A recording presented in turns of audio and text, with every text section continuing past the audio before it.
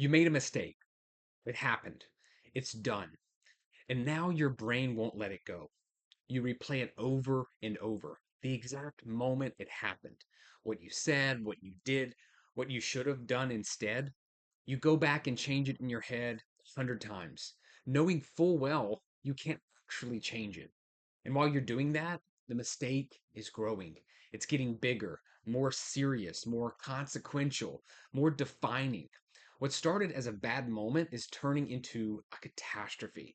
And what started as something you did is turning into something you are. But the mistake didn't do that. You did. The mistake is already over. Everything happening right now, all of this weight and dread and spiraling, that's not the mistake.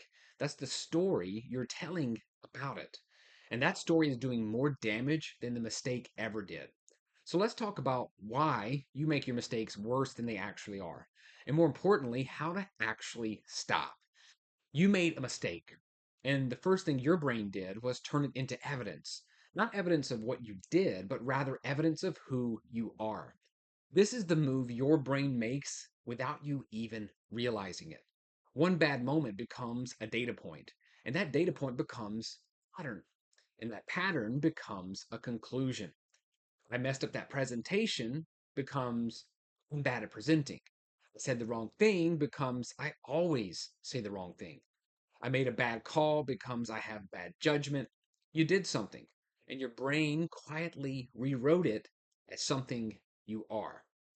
And once that happens, the mistake isn't just a mistake anymore. It becomes proof, confirmation of the thing you were already afraid was true about yourself. That you're not capable, that you're not ready, that you don't actually belong in the room that you're in. So you don't just feel bad about what happened, you feel bad about who you are. And that's a much harder thing to recover from.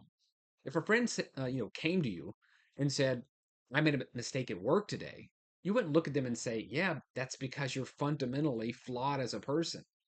You'd say, "Okay, what happened? What can we do about it?" But that's not what you say to yourself. You go straight to the verdict, and the verdict is always the same: guilty. Not just of the mistake, but of being someone who makes mistakes, as if that somehow makes you different from every other person on the planet. And then on top of that, your brain does something else. It assumes everyone else is still thinking about it just as much as you are. You're lying in bed at 2 in the morning, replaying the moment for the 14th time. And in your head, everyone who was there is also lying in bed thinking about what you did, talking about it, judging you for it. But they're not. They've moved on hours ago. Most people are too caught up in their own mistakes, their own worries, their own stuff to spend that much time thinking about yours. Psychologists actually have a name for this. They call it the spotlight effect. And it's this feeling that everyone is watching you, focused on you, noticing every little thing you do. When in reality, most people are the main character of their own story, and you're a side character in their story. The mistake felt massive to you because it happened to you. But that doesn't mean it registered the same way for everyone else. Most of the time, the thing you're most embarrassed about is the thing that other people barely remember. And yet you carry it like the whole world saw it and the whole world is still thinking about it. You are alone in that room. And the painful part is you built it yourself. But the one that really keeps you stuck, the thing that drags this out longer than anything else is something a little different. You've convinced yourself that replaying it is the same as resolving it. So you go over it again and again, looking for the thing that will make it okay, the explanation that will soften it, the reframe that will make it not feel so bad. And every time you don't find it, you go back and look again. But rumination isn't resolution. It never was. Going over something in your head doesn't fix it. It doesn't undo it, and it doesn't change how other people perceived it. It just keeps you inside the discomfort longer than you really need to be. There's a real difference between thinking through something and thinking about something on repeat. Thinking through it means you're actually moving somewhere. You're asking, what happened? What can you do about it? What would you do differently next time? That's useful. But thinking about it on repeat means you're just circling the same drain, not getting closer to anything, just staying in the pain. And the longer you stay there, the bigger the mistake gets because you've now spent 3 days on something that took 3 minutes to happen. And your brain starts to think, if I'm still this upset about it, it must be really serious. It's not. You just won't let it go. So, how do you actually stop making it worse? Well, you can start by separating what happened from what it means, because those are two very different things. And your brain has been treating them like they're actually the same. The fact is what actually happened. The story is everything you've added on top of it. The fact might be that you sent an email with the wrong information, or you said something you shouldn't have in a meeting, or maybe you made a call that didn't work out. And that's the fact of the situation. That's the actual thing that occurred.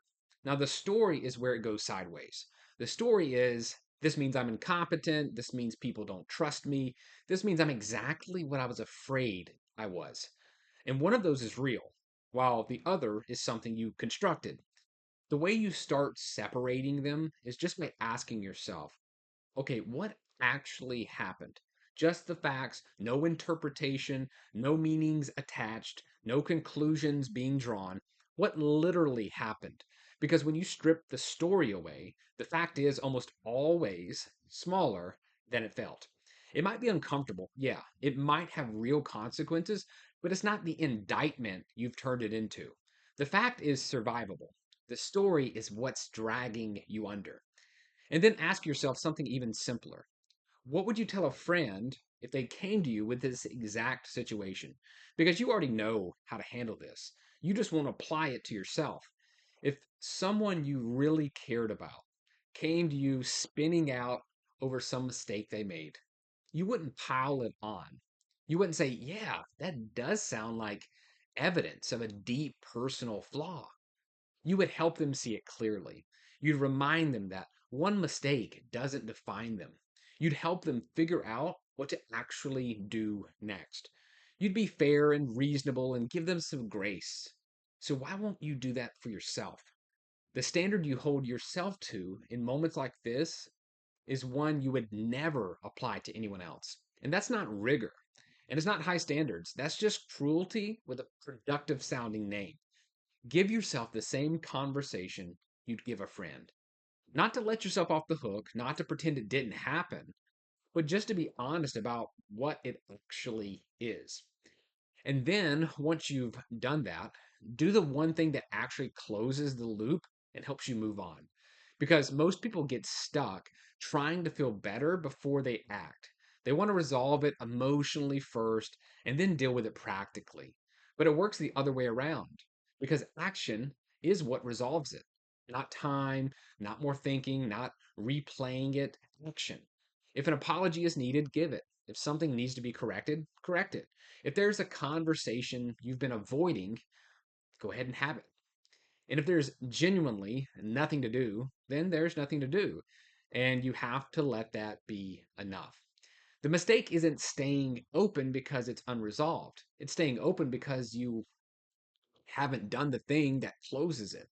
And in the absence of action, your brain just fills that space with more worry, with more replays, more stories. So, what needs to be done? Fix what's fixable. Say what needs to be said and then move forward. Not because the mistake didn't matter, but because staying in it past the point isn't serving you anymore. It's just punishing you. And you've already been through enough. So take a second and think about the last mistake you're still carrying. The one that still makes you cringe when it comes up. The one you've replayed more times than you can count. What actually happened there? Not what it means about you, not what everyone else thinks or might think, just what literally happened. And then ask yourself whether you've done everything you can to do about it. If not, do that thing later today, right now after this video. Not later, tomorrow, next week. And if you have, the only thing left is a choice. The mistake is over. Keeping it alive right now is you and the story you're telling. You don't have to keep punishing yourself for something that's already done. The mistake is finished. The question is whether you are. And so if you are an overthinker and you want more support on your journey as you work through whatever's keeping you stuck at the moment, you can explore options to work with me by going to natehooks.com. The link is in the description below. And until next time, remember, the mistake, it already happened. The only thing making it worse right now is the story you keep telling about it.